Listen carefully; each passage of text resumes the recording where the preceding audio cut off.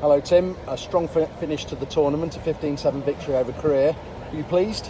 Yeah, it's a goal less than the first game against them, but it's a stunning first period from us, 6-0. So it's difficult sometimes for the players that haven't had experience to keep the tempo as high as it was, because we cruised the game really in the end.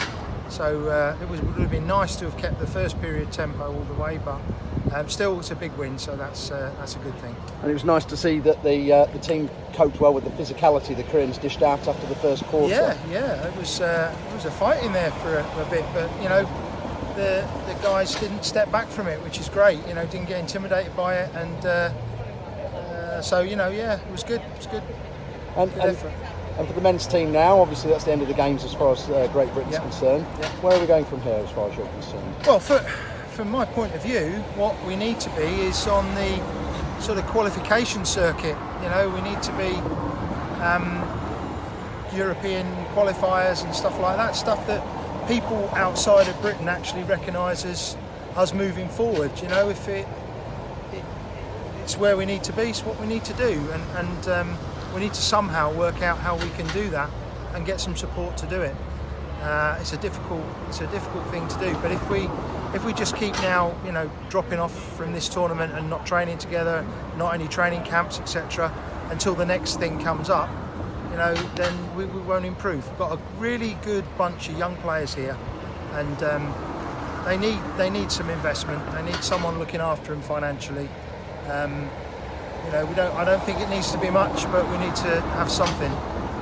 It's cost them a lot of money to be here this week. £2,500 each to be here for this tournament.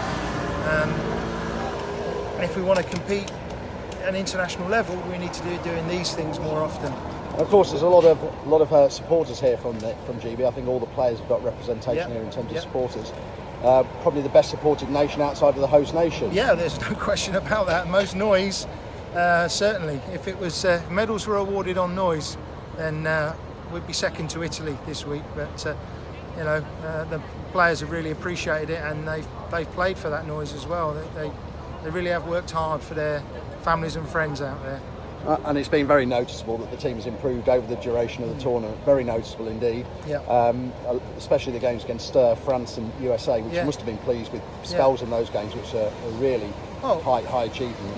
If you look at the stats from the France game, we could have, if we'd have been together more, we could have beaten France. And we 12-man ups and we scored 2, and that's where the game was lost for us. If we'd have been a better percentage on that, we'd have been in the game right at the end. And they're a funded nation. They were at the last Olympic Games. They've had 2 European Championships, 2 World Leagues, and we've played the EU nations. And it's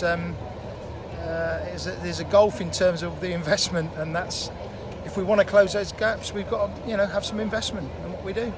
Well, congratulations, Tim, and a great end to the tournament. Thank you. Thank you very much.